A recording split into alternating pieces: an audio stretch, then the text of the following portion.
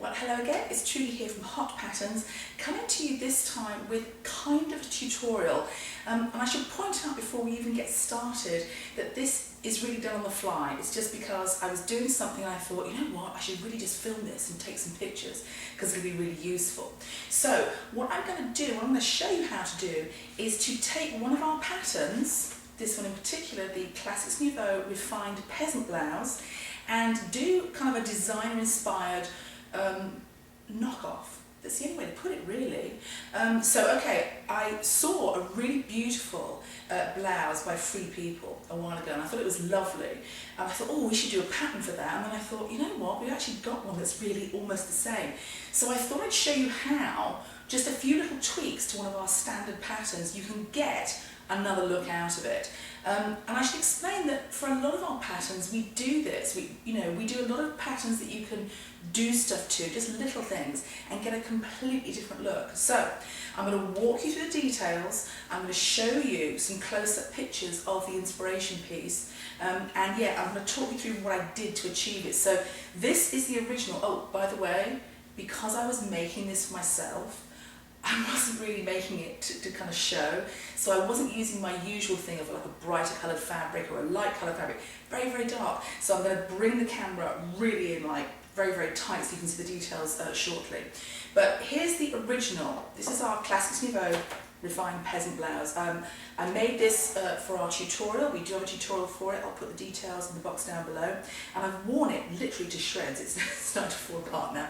But I thought I'd show you it so you can see the difference between this one and this one. This is our Free People version. Let's say call it an inspired version. And the thing with the Free People one is it has slightly different details. So again, I'm going to bring it in really, really closely and show you what they are. But they're very easy to do, really easy to do. When I show you, you won't believe how simple they are to do. And then you can go and make one all for yourself. Now, I've zoomed right in, and you can see first of all, when I say I want it to shreds, I'm not kidding. This is our original Classics Nouveau Refined Peasant Blouse. And you can see we've got a really nice neckband on here. It's about 1 inch deep, but it's kind of fixed. It's an interface band. And we've also got the same principle when you get to the cuffs. The sleeves are gathered onto the cuffs, and those are the two main things that we're really going to change when we do our Free People inspired version. So yeah, this one's got the standard cuffs and it's got a standard neckband, V-neck just like the other one, and this one has got, of course, the deep hem facing, which the other one isn't going to have. So now I've shown you the kind of close-up details of the neckline and the cuff on our version. I'm going to show you the one on our new Free People inspired version. Now, I'm pretty sure you can see this. On this one, we've got a drawstring. Can I just pull that? I've actually put elastic into the neckline, so it's really comfy to wear, but I finished it off by adding like a tie onto the end of the elastic here, and double knotting it. So we've got these kind of big groovy long ties on both sides. But you can see, instead of the static neckband, we've got a movable drawstring neckline like this. You'll also see when I show you the Free People version, the Free People version's got a really, really low V. Not going to do that because I don't really want to show the cleavage. However, we do have the elasticated cuffs here like this, and the main detail that I wanted to do from the Free People one is this pin tucking or pleating across the base of the sleeve here. On the Free People one, it's actually on the body as well, but I'm afraid I just ran out of fabric, didn't have enough fabric to do that, but I had enough to do on the sleeves and it looks really, really good. So pleating on here, elastic cuffs on here, drawstring or elastic, whatever's works for you. I'm going to show you how to do this and how to get that beautiful Free People inspired peasant top. This is the Free People blouse that I saw and thought, oh, that looks lovely. Navy top, white pants, fantastic. Clearly, I'm not going to look like the model in this. Clearly, that's not going to happen. But I really like the look of it. I thought it was really, really beautiful. And I love the pin tucking and the kind of crinkle gauze and all that groovy stuff. So I thought I would, have a quick look at it, a really close look, to show you how you kind of break down the design analysis, so you can see if we have a pattern that's similar that you can kind of tweak to get just the right look, like a designer inspired look. So when you look at this one, if I take it in really close, I think I can zoom it. Can we zoom it? Yes, we can zoom it. Okay, you can see we've got pin tucks on the sleeve and on the bottom of the body, and you can also see we've got a very, very, very low opening at the front. Well, that's not really going to happen on mine because I don't want to be showing my bra. Thank you. On the back and on the sleeve head here, it's the classic kind of peasant look where it's all gathered onto the neckband. And if you look really closely, I'm showing you in the navy, by the way, because it's quite easy to see. Oh, it doesn't really show it there. Hang on, let's see if we've got another version. There's the rose one. Maybe that's better. Yeah, okay, so this is kind of gathered through on a drawstring here. So I'm going to do an approximation of that, a little bit different from our classic version of the Refined Peasant Blouse. So yeah, you can see it's also got, where are we? We've also got elasticated cuffs at the bottom here instead of a classic cuff. So it's very kind of slouchy and very loose and very groovy. It does have a straight hem across the bottom, which of course is echoed in the pin tucks. I don't think we're going to do that for a number of reasons, not least of which is I don't think I have enough fabric. Yeah, I think we're going to keep the pin tucks to the sleeve area because that looks really good. Let's look at it in white. You can really see the pin tuck detail here. It's lovely. Those are about 1/2 inch deep and they're about 1 inch apart. There's about 1 inch between each one-ish. So that's roughly what I'm going to do. Yeah, and you can see again, there's the neckline there. It seems to be quite smooth at the back, so it's gathered onto a binding at the back and it's drawstring to the front. That frankly sounds like far too much faff to me. I'm going to go drawstring all the way. So yeah, that's that. So yeah, we'll see at this one. See what I mean about the low V-neck? Not really what I'm going to do, but I do believe that the neckline here is a little lower than our neckline, so I'm going to do that as well. So let's have a final look at this one. That's the inspiration pick. Really lovely, really beautiful blouse. It's not really, you know, the kind of thing that I would normally make, but you know, it looks really good. Dark top, white pants, fantastic. As I said before, clearly I'm not going to look like this girl when I'm done. That's never going to happen, but we don't care. Still need to look lovely. So let's go and see what we have to do to get our Free People inspired blouse. Well, now we've had a look at our inspiration pick from Free People, we're going to have a closer look at the pattern we're going to use to create that. This is our Classics Nouveau Refined Peasant Blouse. We've called it refined because it's a little dressier than the normal peasant blouse. Normal peasant blouses are actually much nearer to the Free People one, you know, with elastic or a drawstring cuff and neckband, and we don't usually have this deep facing. Of course, that's what we've got on this one, so we need to find ways to chop and change to get what we want. So I'm going to zoom in now and have a look at the line drawing, because whilst the pretty picture is all well and good, we actually want to see the details on here. Oh, and I should point out, for some reason, whenever I click my cursor, you get a like noise, which is really irritating, so I apologise for that. Not a lot I can do right now, but hey, we'll see what we can do later on. Okay, so let's have a proper look. All right. Okay, so here is the line drawing for our Classics Nouveau Refined Peasant Blouse, and you can see it's pretty much the same kind of deal as the Free People one, just going to make a few little changes. We're going to do a drawstring or elastic cuff on here, so not this smooth cuff. We're not going to use this deep hem facing. I'm going to say that I'm probably going to lengthen the whole thing, the front, to the same length as the back, maybe even lengthen the back too, who knows. And the main thing we're going to do is deal with this neckline. Now, we are going to reshape our neckline. Let me just show you how it's going to look roughly. Kind of down here. I'm just going to drop it down a couple of inches like that. Let me put that up a little bit thicker so you can see it. Does that make sense? Yes. And instead of having a neckband here, we're going to grow on the sleeve and the front and back, so we don't have a neckband, but we'll just have a drawstring casing there. So it's going to be more like that shape, same shape as at the back, but more like this shape at the front. Let me just do you a quick copy of that one so I can flip it around and you can see what it'll look like. Yeah, okay, hold on. Let's move it over there. Yeah. It's going to look like that. That's more the neckline shape when we're done. Okay, so very few things to do. Let's go and have a look at the pattern and do them. Well, now we're ready to start playing with our pattern. You can see on screen that I've laid out the pattern pieces, actually just the pattern pieces that we need. So I haven't included the hem facings. We don't need those for this one. If you have the paper pattern, you will want to trace off your paper pattern. If you have the print at home version, well, you can just print it at home again and do all the fiddly bits to that, and then you can keep it. The truth is, these are so simple, these alterations, that you can actually freehand them, but you will probably want to make another one of these, so you may as well trace off and make a fresh new pattern. So here are the few things we're going to do. I'm going to talk you through them, and then I'm going to actually show you what they look like on a different pattern that I've already marked up. All right, the most important thing that we're going to do is we're going to fiddle around with this neckline. Now, the neckband we've already got is approximately an inch deep when it's finished, and so we don't want to use that anymore, but we don't want the neckline to be any wider than it is, so we have to grow that inch back on there. So we have to put an inch back onto the neckline, front neckline, the sleeve head and the back neckline. So we've got to do that, add an inch. So we've got to raise the neckline 1 inch instead of having the 1 inch deep neckband.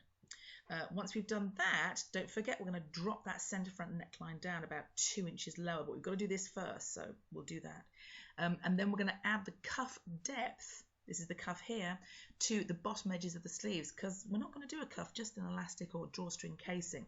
The cuff actually finishes about an inch deep, so we're just going to add an inch onto the bottom edge of the sleeves.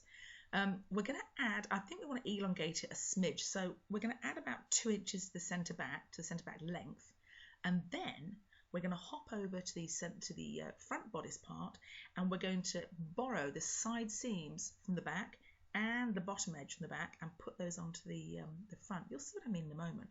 So now we know what we're going to do. I'm going to show you what it looks like when we've done them, because it's kind of ridiculously simple. Really, these are really minor things. So let's sneak over here. No idea what noise this is going to make on the recording. No idea at all. Okay. So this is what it actually looks like. You can see I've cunningly drawn them in a bright pink so you can see what's going on. Okay, so there's our extra inch. You can see I've marked all the seam allowances in so you can see what we're doing. I've added an extra inch through the back neckline here. Don't forget this is the fold. I've added an extra 2 inches along here, and then I've borrowed this and that, and all of these, and I've hopped over to here and put it on here. So we've got a matching front and back neckline. I've added on my cuff depth here, and you'll notice I've also straightened the bottom off. That's because we're going to do pin tucking, and pin tucks and curves don't always work very well together. I've added this on at the top edge here. I know there'll be trimming off to do. I know I'm going to have to clean off corners and stuff, but that's really easy to do when I'm making it. And then this is the most important one. Let's see if we can't just zoom in here a little bit and see what we're up to. Oh, perhaps a little bit too much zoom. Yes, there we go. Okay, you can see that I have dropped the neckline down here. Okay, only a little bit because I've already added on an inch and then dropped down 2 inches, and I've moved these lines here, the centre front V opening, down to here. That's it, easiest thing in the world, really not that hard. So yeah, I'm gonna, now I've got this done, I can go ahead and cut out my pattern. Although I can't, because don't forget we've got the pin tucks to do. Now, when I was doing this, I started off by doing this. I went down and I put in my little pin tucking bit. This is where it will be stitched, it'll be stitched there, and it'll be folded there. Makes sense? Yeah. And then I realised all along here I'd have to do this horrible zigzaggy thing, and I thought, you know what, I'm just going to pin tuck the fabric first, and then I'll cut it out. And I also abandoned my idea of doing, or my thoughts I should say, of doing the pin tucks across the body, partly because I'd had to do this and it would look really weird because this is like an A-line shape, it's not a straight blocky shape. It would look really weird, it would have drooped down at the hips, so no, we're not going to do that. So yeah, here's what I'm going to do. Now I have fiddled around with my pattern, I'm going to cut out the pattern and it's ready to go. But before I actually cut it out, I have to take my fabric and I have to do the pin tucking for the sleeves, and I will show you how to do that now. So I thought it would actually be easier for you to see if I laid it out and took photographs while I was doing it, because it's not always easy to get the camera right in there when I'm doing things very close up. So here's how I did it. Here's how I marked out my area for my pin tucking. Bear in mind this is just on the sleeves, and I started it, I want to say about 7 inches away from the cut edge. We'll see that shortly. So you start by marking one line. I know this looks a bit bendy, but trust me, it's just crinkled cotton, it's misbehaving. And I've marked out my spacing an inch apart, so 1 inch, 2 inch, 3 inch, 4 inch, 5 inch, 6 inch, and you can't see the one up there, but there's 7. So we've got 4 pleats here, 1 inch apart, and you've just done markings about 12 inches ish apart. Do that all the way across your piece that you're going to cut your sleeves from. You only really need to do it from kind of selvage to selvage. And then join them up, join up your marks. So you've got, you know, a nice, long, even pleat mark. So there we go again, pleat 1, 2, 3, 4, and I have shown you my trusty chalk pencil. No idea why I did that, but I did. So once you've marked them, here's what you do. Push your pin in through one line and out through the other. And when you've pinned it all together, it's going to look horrible, I must promise you. This is how it looks. This is what the pleats look like before you sew them. You've just pinned them along those lines. It doesn't have to be that close, but you know, enough so that when you lay it on your machine, you know, you can just pull it nice and neat and it'll sew through properly.